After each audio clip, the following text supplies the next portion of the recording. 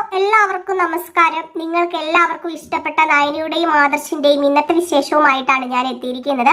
അപ്പൊ നമുക്ക് ഇന്നത്തെ വിശേഷത്തിലേക്ക് കടക്കാല്ലേ. കടക്കുന്നതിന് മുമ്പായിട്ട് ആരെങ്കിലും ആദ്യമായിട്ടാണ് ഈ ചാനൽ കാണുന്നതെങ്കിൽ ഒന്ന് സബ്സ്ക്രൈബ് ചെയ്ത് വെച്ചേക്കൂ. ഒപ്പം എല്ലാവരും സപ്പോർട്ടിനായിട്ട് ഒരു ലൈക്ക് തരാനും കൂടി നോക്കണേ. അപ്പൊ നമുക്ക് നേരെ ഇന്നത്തെ വിശേഷത്തിലേക്ക് പോയാലോ. അങ്ങനെ തുടങ്ങുമ്പം അനാമികേനെയും രേവതിനെയാണ് കാണിക്കുന്നത്. അങ്ങനെ അനാമികയ്ക്കും രേവതിക്കും ആകപ്പാടെ വിഷമമാണ് കേട്ടോ. എന്താ പറയാ, ഒരു മനസമാധാനം കിട്ടുന്നില്ലെന്ന് പറയാം. അങ്ങോട്ടും ഇങ്ങോട്ടും നടക്കുന്നു. ഇനി എന്തായി തീരും, ഇനി ദേവയാനി മരിച്ചു പോകുവോ, ഇവരെ പോലീസ് പിടിക്കുവോ എന്നൊക്കെയുള്ള ഒരു വിഭ്രാന്തിയാണ് എല്ലാവർക്കും എന്ന് പറഞ്ഞാൽ നമ്മുടെ രേവതിക്കും അതുപോലെ തന്നെ അനാമികയ്ക്കും. അങ്ങനെ അനാമിക പറയാ, അമ്മ ഇനിയിപ്പോൾ എന്താ ചെയ്യേണ്ടത്, എങ്ങനെയെങ്കിലും ആ നയനയുടെ പേരിൽ കൊണ്ട് കുറ്റം ഏൽപ്പിക്കണം, ഇല്ലെങ്കിൽ ആകെപ്പാടെ പണി പാളെന്ന് പറഞ്ഞു. ഇവര് സംസാരിച്ചുകൊണ്ടിരിക്കുമ്പോഴത്തേക്കും വേണു ഫോൺ ചെയ്യുകയാണ്. വേണു ഫോൺ ചെയ്ത് ചോദിച്ചു, അവിടെ എങ്ങനെയായി രേവതി, കാര്യങ്ങളൊക്കെ നടന്നോ? അത് പിന്നെ വേണു ഏട്ടാ, കാര്യങ്ങളൊക്കെ നടന്നു. അല്ല, ഹോസ്പിറ്റലിൽ പോയോ? ഹോസ്പിറ്റലിൽ പോയി. ഓഹോ, രക്ഷപ്പെട്ടല്ലോ. എങ്കിൽ പിന്നെ കാര്യങ്ങളൊക്കെ സക്സസ് ആയല്ലേ? എൻ്റെ പൊന്നു വേണുവേട്ടാ, ഞാൻ പറയുന്നൊന്ന് കേക്ക്. അതെ, നവ്യല്ല ആശുപത്രിയിലായത്, ഇവിടത്തെ ദേവയാനിയാ. ദേവയാനിയാണോ ആശുപത്രിയിലായത്? അതെ, ദേവയാനി ആശുപത്രിയിലായത്. ആ പാല് മാറി കുടിച്ചെന്നാ തോന്നുന്നത്. വീണ്ടും നിങ്ങൾ അബദ്ധം കാണിച്ചോ? എനിക്കറിയായിരുന്നു, അല്ലെങ്കിൽ നിങ്ങളെ കൊണ്ട് ഇതിനൊന്നും പറ്റില്ല എന്ന്. വീണ്ടും അബദ്ധം ചെയ്തു കൂട്ടിയല്ലേ? അത് പിന്നെ വേണുവേട്ടാ, ഞങ്ങൾ വേറൊന്നും ചെയ്തിട്ടില്ല. ഞങ്ങൾ കറക്റ്റായിട്ട് ആ പാലിൽ കൊണ്ടുപോയി ആ മരുന്ന് കലർത്തിയതാ. പക്ഷെ അത് ദേവയാനി ചേച്ചി വന്നെടുത്ത് കുടിക്കുന്ന ഞാൻ അറിഞ്ഞില്ലല്ലോ. ഇനിയിപ്പോൾ എന്താ ചെയ്യുക? നീ ഒരു കാര്യം ചെയ്, ആരോടും ഒന്നും അറിയിക്കാതെ എങ്ങനെയെങ്കിലും അവിടെ നിൽക്ക്. ആരെങ്കിലും അറിഞ്ഞു കഴിഞ്ഞാൽ പിന്നെ അറിയാലോ, പോലീസ് സ്റ്റേഷനിൽ കയറി ഇറങ്ങേണ്ടി വരും. നമ്മൾ വിചാരിച്ച കാര്യമൊന്നും നടക്കില്ല, നമ്മുടെ മോളുടെ ജീവിതം പോകും. ശരി വേണുവേട്ടാ, അത് ഞാൻ നോക്കിക്കോളാം എന്ന് പറഞ്ഞ് ഫോണ് കട്ട് ചെയ്തപ്പോഴത്തേക്കും രേവതി പറഞ്ഞു, അച്ഛന് ഭയങ്കര പേടിയാ മോളുടെ ജീവിതം പോകുമെന്ന്. ഓ, അങ്ങനെയൊന്നും എൻ്റെ ജീവിതം പോവില്ല. ഞാനിവിടെ നിൽക്കുന്നത് ഇത് മുഴുവൻ ഒറ്റയ്ക്ക് വിഴുങ്ങാൻ തന്നെയാ. ഇത് മുഴുവൻ ഒറ്റയ്ക്ക് വിഴുങ്ങിയിട്ടേ നമ്മൾ ഇവിടുന്ന് പോകത്തുള്ളൂ. അമ്മ പേടിക്കണ്ട. അവളുടെ തലയിൽ കൊണ്ട് എല്ലാ കുറ്റങ്ങളും നമുക്ക് ഏൽപ്പിക്കാം. ആശുപത്രിയിലാകെ പറഞ്ഞു പരത്തണം അവളാണ് വിഷം കൊടുത്തതെന്ന്. അങ്ങനെ ആകുമ്പോൾ പ്രശ്നമില്ലല്ലോ.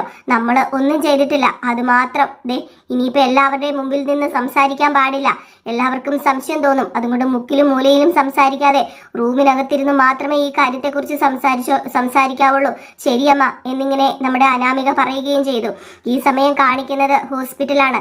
ഹോസ്പിറ്റലിൽ വളരെയധികം വിഷമത്തോടു കൂടി നിൽക്കുന്ന ആദർശും ജയനും നമ്മുടെ നയന ആദർശിനെ സമാധാനപ്പെടുത്താൻ ശ്രമിക്കുന്നുണ്ടെങ്കിലും നമ്മുടെ നയനയ്ക്കും സമാധാനം നഷ്ടപ്പെട്ടിരിക്കുകയാണ്. തൻ്റെ അമ്മായിയമ്മയ്ക്ക് ഇത്രയും വലിയൊരു പ്രശ്നമുണ്ടായല്ലോ, അത് ഇനിയിപ്പോൾ എന്താണ് അതിനൊരു പരിഹാരം? തനിക്കായിട്ട് തൻ്റെ അമ്മായിയമ്മയെ രക്ഷിക്കാൻ കഴിയില്ലല്ലോ. ഈശ്വരന്മാരെ, നിന്നെ പിടിക്കുകയല്ലാതെ ഇനി വേറൊരു മാർഗവുമില്ല. ഈശ്വരന്മാരെ, എൻ്റെ അമ്മായിയമ്മേനെ കാത്തി രക്ഷിക്കണേ. എൻ്റെ അമ്മായിയമ്മയ്ക്ക് ഒരാപത്തും വരുത്തരുതേ. പൂർണ്ണ ആരോഗ്യത്തോടു കൂടി തന്നെ എൻ്റെ അമ്മ തിരിച്ചു വരയണമേ എന്നൊക്കെ പറഞ്ഞ് നയന പ്രാർത്ഥിക്കുകയാണ്. അപ്പം ഡോക്ടർ വന്നിട്ട് പറഞ്ഞു, അതെ, നിങ്ങൾക്ക് ഫാമിലി ഇഷ്യൂസ് വല്ലതും ഉണ്ടായിരുന്നോ? അതെന്താ ഡോക്ടർ അങ്ങനെ ചോദിച്ചത്? അല്ല, ഈ പറയുന്ന ദേവയാനി എന്ന സ്ത്രീയുടെ ശരീരത്തിൽ മുഴുവനും വിഷമാണ് ബാധിച്ചിരിക്കുന്നത്. മൊത്തം വിഷം. ആ വിഷം മാരകമായൊരു വിഷം തന്നെയാണ്. അതുകൊണ്ട് തന്നെ ഇത് മനഃപൂർവ്വം ചെയ്തതായിരിക്കാം, അല്ലെങ്കിൽ മറ്റാരെങ്കിലും കൊടുത്തതായിരിക്കാം. അത് പിന്നെ ഡോക്ടർ, ഒരിക്കലും എൻ്റെ അമ്മ തന്നെ വിഷം കുടിക്കില്ല, അതെനിക്കറിയാം. ഇല്ല, ഒരിക്കലും അവൾ അങ്ങനെ ചെയ്യില്ല എന്ന് ജയനും പറയുന്നു. അങ്ങനെ ഇവർ മാറി മാറി പറയുന്നു. ആകപ്പാടെ ബുദ്ധിമുട്ട് ഉണ്ടാക്കുകയാണ് നമ്മുടെ നയനയാണല്ലോ ആ പാൽ അവിടെ കലക്കി വെച്ചിരുന്നത്. ഡോക്ടർ അതിനിടയ്ക്ക് പറയുകയും ചെയ്തു, ആ പാലിലാണ് വിഷം കലർത്തിയിരിക്കുന്നത്. പാലാണ് അവസാനമായി ഉള്ളിൽ ചെന്നിരിക്കുന്നത്. അതിൻ്റെ കൂടെയാണ് വിഷവും ചെന്നിരിക്കുന്നത്. അപ്പം ആ പാലിൽ വിഷം ചേർത്ത് കഴിച്ചതോ കൊടുത്തതോ ഒക്കെ ആകാം, അതിനൊക്കെ ചാൻസ് ഉണ്ട് എന്ന് പറയുകയാണ്. ഇത് കേട്ടതും നമ്മുടെ നയന ഞെട്ടുന്നു. അങ്ങനെ നയന പറയാ, ആദർശേട്ടാ, ആ പാല് കലക്കി വെച്ചത് ഞാനാണ്. ആ പാല് ഞാൻ നവ്യക്ക് കൊടുക്കാൻ വേണ്ടിയാ വെച്ചത്. അതിലൊരിക്കലും ഞാൻ വിഷം കലർത്തിയിട്ടില്ല. ഇതിലെന്തോ തിരിമറി നടന്നിട്ടുണ്ട്. അതേ നയനെ, ഇതിലെന്തോ തിരിമറി നടന്നിട്ടുണ്ട്. അന്ന് ആ മാല മോക്ഷണം പോയ പോലെ തന്നെ ഇതും ആരാ ചെയ്തതെന്ന് നമുക്ക് കണ്ടുപിടിക്കണം. രണ്ടും ഒരാളാകാനാണ് ചാൻസ് കൂടുതൽ. അതേ ആദർശേട്ടാ, എനിക്ക് ഉറപ്പുണ്ട് ഇത് വേറെ ആരുമല്ല ചെയ്തിരിക്കുന്നത്, നമ്മുടെ കുടുംബത്തിലുള്ളവർ തന്നെയാണ്. ഒന്നെങ്കിൽ അപ്പച്ചി, ഹബി, അല്ലെങ്കിൽ ഇപ്പോൾ കയറി വന്ന മരുമകളില്ലേ അനാമികയും അനാമികയുടെ അമ്മയും, ഇവരിൽ ആരോ തന്നെ ഇത് ചെയ്തിരിക്കുന്നത്. അങ്ങനെ ആദർശം പറയുകയാണ്, അതേ നയന, ഇത് അവർ തന്നെ ചെയ്തിരിക്കുന്നത്. പക്ഷെ ഒരു തെളിവുമില്ലല്ലോ. എല്ലാം കണ്ടുപിടിക്കണം. എൻ്റെ അമ്മയുടെ അവസ്ഥ കണ്ടിട്ട് എനിക്ക് സഹിക്കാൻ പറ്റുന്നില്ല. എൻ്റെ അമ്മയ്ക്ക് ഇതുവരെ ഒരു രോഗവും ഉണ്ടായിരുന്നല്ല. അതുമല്ല, എൻ്റെ അമ്മ ഒരിക്കലും തന്നെ കുടിക്കില്ല. ഇനിയിപ്പം ഞാൻ നിന്നെ സ്നേഹിക്കുന്നത് കൊണ്ട് എൻ്റെ അമ്മ അങ്ങനെ ചെയ്യുമെന്ന് വിശ്വസിക്കാനൊന്നും എനിക്ക് പറ്റുന്നില്ല. അപ്പം ജയനും വന്ന് പറഞ്ഞു, ഒരിക്കലും അവൾ സ്വയം ആത്മഹത്യ ചെയ്യാൻ ശ്രമിക്കില്ല. കാരണം അവൾക്ക് അതിൻ്റെ കാര്യമില്ല. അവൾ തൻ്റെ ഉള്ളവളാണ്. അവൾ ആരുടെയും മുഖത്ത് നോക്കി എന്നും പറയാന് തൻ്റെ ഇടമുള്ളവൾ. അവൾ എങ്ങനെ ആത്മഹത്യ ചെയ്യാനാ? ഇത് ഞാൻ വിശ്വസിക്കില്ല എന്നൊക്കെ പറയുകയാണ് കേട്ടോ. ആത്മഹത്യ ചെയ്യാൻ ശ്രമിക്കില്ല എന്നൊക്കെയാണ് പറയുന്നത്. ഇതേ സമയം വീണ്ടും കാണിക്കുന്നത് നമ്മുടെ അനന്തപുരി തറവാടാണ്. മുത്തശ്ശനും മുത്തശ്ശിയും അവിടെ രാവിലെ എണീറ്റ് ഇങ്ങനെ ചായക്കായി വെയിറ്റ് ചെയ്തിരിക്കുകയാണ്. അങ്ങനെ വസുന്ധര പറയാ, ഇതുവരെ നയനമോള് വന്നില്ലല്ലോ, എന്തു പറ്റി നയനമോൾക്ക്? നയനമോളെ കാണുന്നില്ലല്ലോ. അപ്പോഴാണ് മുത്തശ്ശൻ പറയുന്നത്, ഇനിയിപ്പം നയനമോൾക്ക് വല്ല ക്ഷീണവും കാണുമോ അതും അറിയില്ല. ഏതായാലും ഞാൻ പോയി ചായ എടുത്തോണ്ട് വരാമെന്നും പറഞ്ഞ് വസുന്ധര പോകാൻ തുടങ്ങുമ്പോൾ അങ്ങോട്ടേക്ക് ജലജ വരികയും ജലജ ചായ കൊണ്ട് കൊടുക്കുകയും എന്നിട്ട് വിവരം പറയുകയും ചെയ്യുകയാണ്. വിവരം കേട്ട് ഞെട്ടി മുത്തശ്ശനും മുത്തശ്ശിയും, എന്താ ജലജ ഈ പറയുന്നത്? നീ പറയുന്നതൊക്കെ ശരിയാണോ? എന്തിനാ ഈ അനാവശ്യം വിളിച്ചു പറയുന്നത്? അച്ഛ, ഞാൻ എന്തിനാ അനാവശ്യം വിളിച്ചു പറയുന്നത്? ദേവയാനി ഏടത്തി പാല് കുടിച്ചതിന് പുറകെ ഏടത്തിക്ക് ഓക്കാനവും ഛർദിയും അതുപോലെ തന്നെ ദേഹാസ്വസ്ഥതയും വയറുവേദനയും ഒക്കെ ആയിട്ട് ഹോസ്പിറ്റലിൽ കൊണ്ടുപോയേക്കുവാണ്. ഏടത്തി കുടിച്ച പാല് നയനെ എടുത്തു വെച്ചതാണ്. അതില് എന്താണെന്നറിയില്ല. പാലിൽ നിന്ന് എന്തെങ്കിലും കിട്ടിയതാണോ അതോ ഇനിയിപ്പോ ഏടത്തി മനഃപൂർവ്വം ചെയ്താണോ അല്ലെങ്കിൽ ആരെങ്കിലും കരുതിക്കൂട്ടി ചെയ്താണോ എന്നൊന്നും അറിയില്ല എന്നൊക്കെ പറഞ്ഞിട്ട് നമ്മുടെ ജലജ അവിടെ നിന്ന് പോയി. ജലജയുടെ മനസ്സിലും ഒരേ ഒരു വിചാരമേ ഉള്ളൂ, ഇതെങ്ങനെയെങ്കിലും നമ്മുടെ നയനിയുടെ തലയിൽ കൊണ്ടിടുക. അങ്ങനെ രേവതിയും അനാമികയും സംസാരിച്ചു കൊണ്ടിരിക്കുമ്പോൾ അങ്ങോട്ടേക്ക് ജലജ കടന്നു ചെല്ലുകയാണ്. എന്നിട്ട് പറയാ, ഇത് വേറെ ആരുമല്ല ചെയ്തിരിക്കുന്നത്, ഇത് ചെയ്തിരിക്കുന്നത് ആ നയനയാണ്.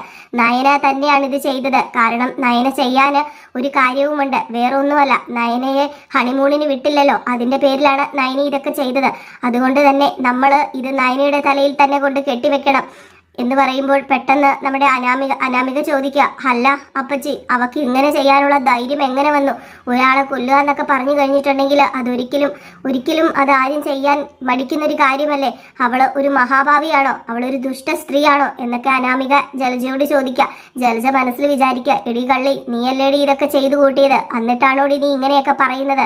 നീയാ ഇത് ചെയ്തു കൂട്ടിയെന്ന് എനിക്കറിയാം, എങ്കിലും അത് നയനയുടെ തലയിൽ തന്നെ ഇരിക്കട്ടെ, അതാ ഞാനും ആഗ്രഹിക്കുന്നത്. ഏതായാലും ഇത്രയും പറഞ്ഞിട്ട് ജലജ അങ്ങ് പോയിട്ടോ. മനസ്സിൽ വിചാരിച്ചിട്ട് ജലജ അങ്ങ് പോയി. അപ്പോഴത്തേക്കും രേവതി പറഞ്ഞു, മോളെ, ജലജയ്ക്ക് സംശയം ആ നയനയെയാണ്. അതുകൊണ്ട് തന്നെ ഇനി നമ്മൾ പേടിക്കാനില്ല. നയനയെ തന്നെ നമ്മളും പറയുന്നു, അവളെ തന്നെ നമ്മളും കുറ്റപ്പെടുത്തുന്നു, വേണമെങ്കിൽ നമ്മൾ കണ്ടതായിട്ടും പറയുന്നു.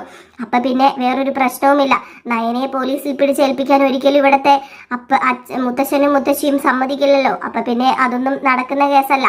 അപ്പൊ പിന്നെ ഈ കേസ് തേഞ്ഞു മാഞ്ഞു പൊക്കോളും. നമുക്ക് വേറൊരു വഴി നോക്കാം, മറ്റവളെ കൊല്ലാൻ. അവളെ കൊല്ലണം, കൊല വിളിക്കണം. അപ്പോഴത്തേക്കാണ് നമ്മുടെ നവ്യ ഇറങ്ങി വരുന്നത്. നവ്യ ഇറങ്ങി വന്നിട്ട് അനാമികയോട് പറയുകയാണ്, ഓഹോ, എല്ലാം ചെയ്തു വെച്ചിട്ട് ഇവിടെ നിൽക്കുകയാണല്ലേ നീ? എന്താ നവ്യ നീ പറയുന്നത്? എന്ത് ചെയ്തു വെച്ചെന്ന്? നീ തന്നെയല്ലേടി ആ പാലിൽ വിഷം കലർത്തിയത്? എനിക്ക് മനസ്സിലായി, അത് നീ തന്നെയാണ്. അപ്പോഴേക്കും അനാമിക സമ്മതിക്കുന്നില്ല. നിന്റെ ചേച്ചി ചെയ്തത് എൻ്റെ തലയിൽ കൊണ്ടുവെക്കാൻ നോക്കുന്നോടി, നിന്റെ അനിയത്തി ചെയ്തത് എൻ്റെ തലയിൽ കൊണ്ടുവെക്കാൻ നോക്കുന്നോടി എന്നൊക്കെ ചോദിക്കുന്നു. അങ്ങനെ അവരങ്ങോട്ടും ഇങ്ങോട്ടും തർക്കമാകുമ്പോൾ മുത്തശ്ശനും മുത്തശ്ശിയും ഇറങ്ങി വരികയാണ്. മുത്തശ്ശനും മുത്തശ്ശി ഇവിടെ എന്താ പ്രശ്നം എന്ന് ചോദിക്കുമ്പോൾ അനാമിക പറയുക, ദേ ഇവളുണ്ടല്ലോ, ഈ നിൽക്കുന്നവള് ഇവളുടെ അനിയത്തിയാ നമ്മുടെ വല്യമ്മയ്ക്ക് വിഷം കൊടുത്തത്. അതെനിക്ക് ഉറപ്പാ എന്നിങ്ങനെ പറയുമ്പോഴേക്കും പെട്ടെന്ന് മുത്തശ്ശൻ പറയാ, നീ എന്താ ഈ സംസാരിക്കുന്നത്? നീ എന്താ അവളെ ഇവളെന്നൊക്കെ വിളിക്കുന്നത്? നിന്റെ മൂത്തതല്ലേ ഇവള്, അപ്പൊ നീ അവളെ ഇവളെന്ന് വിളിക്കേണ്ട കാര്യമുണ്ടോ? അനാമികയെ സൂക്ഷിച്ച് നീ സംസാരിച്ചോണം, ആളറിഞ്ഞ് സംസാരിക്കണമെന്ന് പറഞ്ഞപ്പോ, അയ്യോ മുത്തശ്ശ സോറി, ഞാൻ അറിയാതെ ടെൻഷൻ കൊണ്ട് അങ്ങനെ പറഞ്ഞു പോയതാണ്, ഇനി ഞാൻ പറയില്ല. അപ്പൊ രേവതിയും പറയാ, ഇല്ല, ഒരിക്കലും എൻ്റെ മോൾ ഇനി അങ്ങനെ പറയില്ല. എൻ്റെ മോൾക്ക് ദേവയാനിയെ അത്രയ്ക്ക് ഇഷ്ടമാണ്. ദേവയാനിക്ക് എന്തെങ്കിലും സംഭവിച്ചാൽ അവക്ക് ഒരിക്കലും സഹിക്കില്ല. അതുകൊണ്ടാ അങ്ങനെയൊക്കെ പറഞ്ഞത്. മൂർത്തി മുത്തശ്ശൻ ക്ഷമിക്കണം എന്നും രേവതി പറയുമ്പോൾ, എല്ലാം നോക്കിയും കണ്ടു നിന്നാൽ എല്ലാവർക്കും കൊള്ളാം. ആരെയും കുറ്റപ്പെടുത്താൻ ആരും ഇവിടെ ശ്രമിക്കണ്ട. കുറ്റം ചെയ്തത് ആരാണെന്ന് തെളിയും, അത് ഞാൻ തെളിയിക്കുക തന്നെ ചെയ്യുമെന്നും പറഞ്ഞുകൊണ്ട് നിൽക്കുകയാണ്. ഈ ഒരു സീൻ കാണിച്ചാണ് ഇന്നത്തെ വിശേഷം അവസാനിക്കുന്നത്. എല്ലാവർക്കും നല്ലൊരു ദിവസം നേർന്നുകൊണ്ട് അടുത്ത വീഡിയോയ്ക്കായിട്ട് വെയിറ്റ് ചെയ്തിരിക്കണം. ഇതിൻ്റെ കൂടെ നമ്മൾ ഒരു വീഡിയോയും കൂടെ ചെയ്യുന്നുണ്ട്. അത് നമ്മുടെ നന്ദയുടെയും ഗൗതമിൻ്റെയും കഥയാണ്. അത് ഓൾറെഡി ഇട്ട് കഴിഞ്ഞു. ആരെങ്കിലും അത് കണ്ടില്ലെങ്കിൽ ഒന്ന് കയറി നോക്കൂ, നമ്മുടെ വീഡിയോയ്ക്ക് തൊട്ടടിയിലായി കിടപ്പുണ്ട്. അപ്പോൾ അടുത്ത വിശേഷവുമായിട്ട് വരാം. Good bye.